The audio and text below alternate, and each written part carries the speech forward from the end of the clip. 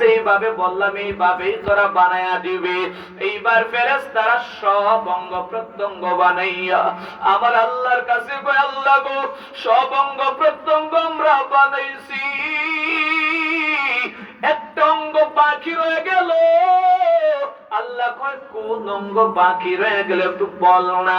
ফেরেশতারা কয়, আল্লাহ বান্দার চেহারাটা বাকি রয়ে গেল। আমার আল্লাহ কয়, ফেরেশতারা রে, বান্দার চেহারা নিয়ে টেনশন করা লাগবে না, লাগবে না। আমার বান্দার চেহারাটা খালাকতু বিয়াদি, আমার বান্দার চেহারা আমি আল্লাহ নিজের হাতে বানাইয়া তৈরি করব। জবান খুলে পড়তে পারেন সুবহানাল্লাহ, আর জোরে সুবহানাল্লাহ। চেহারা বানাইলো কে? আর জোরে বলেন কে? চেহারা আল্লাহ বানাইলেন। ফেরেশতারা কয়, আল্লাহ সব অঙ্গ প্রত্যঙ্গ আমগো হাতে বানাইছো, চেহারাটা কেন তোমার হাতে বানাইলা? এইবার আমার মাওলা কয়, ও ফেরেশতারা তোরা বুঝবি না, আমার বান্দার সব অঙ্গ প্রত্যঙ্গের মধ্যে দামি অঙ্গের নাম হলো বান্দার চেহারা। এই চেহারার মধ্যে সব থেকে দামি অঙ্গের নাম হলো বান্দার কপাল। কপাল দ্বারা বান্দা আমি মাওলারে সেজদা দেয়। আল্লাহ জানায় দেয়, ও ফেরেশতাদের দলেরা, ও নবী আমার, বান্দা গুলায় যদি আমি আল্লাহর ওলি হতে চায়, আমি আল্লাহর মুকাররাবিন বান্দা হতে চায়, আমি আল্লাহর প্রেমাস্পদের বান্দা হতে চায়, আমি আল্লাহর পরিবারের একজন সদস্য হতে চায়, দেরি জাতি করি না, ওয়াসজুদ ওয়াকতারিব, বান্দায় কপাল দ্বারা টেকায়া টেকায়া বিনয়ের সাথে আমি আল্লাহরে সেজদা দিতে দেরি হয়ে যাবে। আমি আল্লাহর ওলি হতে একটা সেকেন্ড দেরি হবে না। আল্লাহ জানাবে, ও ফেরেশতাদের দলেরা, ভালো করে বুঝুরি, আমার বান্দার চেহারাটার মধ্যে সবথেকে দামি অঙ্গের নাম কি? আর জোরে, আমার বান্দা গুলায় কপাল দ্বারা ফজরের আগে ওযুটারে বানাইয়া বানাইয়া আমি মাওলার প্রেমের মধ্যে পাগল হইয়া ওই বান্দা গুলায় মসজিদের কিনারে গিয়া কই, সুবহানা রাব্বিয়াল আ'লা।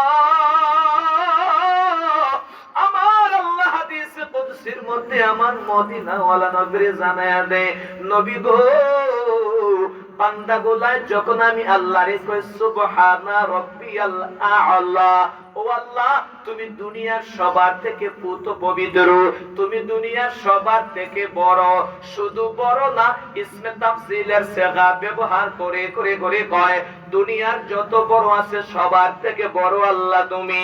আমার নবীকে আল্লাহ কয়, ও নবী গো, যেই বান্দা আমি আল্লাহর এইভাবে তাসবিহ করে কয় সুবহানা রাব্বিয়াল আ'লা, আমি আল্লাহ নাকি সবার থেকে পবিত্র,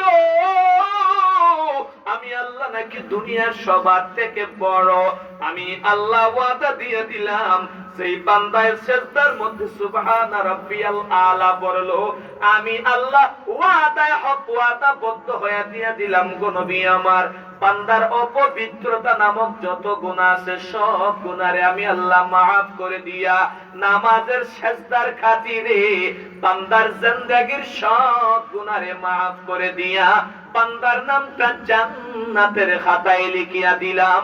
জবান খুলে পড়তে পারেন সুবহানাল্লাহ। মকাম সুসতিক নামাজে পাঞ্জাগানা ফাওয়াইলুল লিল মুসাল্লিন আল্লাযীনা মামেনারা ইনামাজু এমদাদুদা ইস্তাঈনু আয়াতে কুরআবাখা। ঘুমের চেয়ে নামাজ ভালো, আর তুমি ঘুমাইও না, ঠিক মতো পড়িলে নামাজ জান্নাত তোমার ঠিকানা। পশু পাখি কীট পতঙ্গ কেউ ঘুমিয়ে রইল না, মানুষ হয় ঘুমিয়ে থাকা ঠিক তো মোদের হবে না। আহা সেই কঠিন দিনেতে নামাজ তোমায় ছাড়বে না, কথা ঠিক কিনা? আহা সেই কঠিন দিনেতে নামাজ তোমায় ভুলবে না, ঠিক মতো পড়িলে নামাজ জান্নাত তোমার ঠিকানা। ওরে আমার ভাই, আমার রাসূলের খাতিরে আমাদেরকে আল্লাহ কি পরিমাণে নামাজ, কি পরিমাণে আল্লাহ পাক দামি বানায়া দিলেন। আমাদের মুসলমানেরা শেষ জামানার উম্মতেরা যদি এক রাকাত নামাজ পড়ে, একবার মুসা আলাইহিস সালাতু ওয়াস সালাম আল্লাহকে সওয়াল করে কয়, আল্লাহ কোন জিনিস করলে তুমি মাওলার প্রিয় হওয়া যায়? আল্লাহ জানায় দেয় মুসারে, সেই বান্দা আমি আল্লাহরই বেশি বেশি সেজদা দিবি, ওই বান্দা আমি আল্লাহর কাছে প্রিয়। এইবার মুসা কালিমুল্লাহ আলাইহিস সালাতু ওয়াস সালাম একাধারে খানা পিনা সবগুলা ত্যাগ করে করে করে করে একাধারে 40 বছর পর্যন্ত সেজদার মধ্যে লুকে গেল। 40 বছর সেজদা দেওয়ার পর এইবার দিলের ভিতরে একটা ভাব চলে আসলো, আমার মতো মনে হয় আল্লাহর কাছে দামি কেউ নাই, প্রিয় কেউ নাই, আল্লাহর কাছে পেয়ারা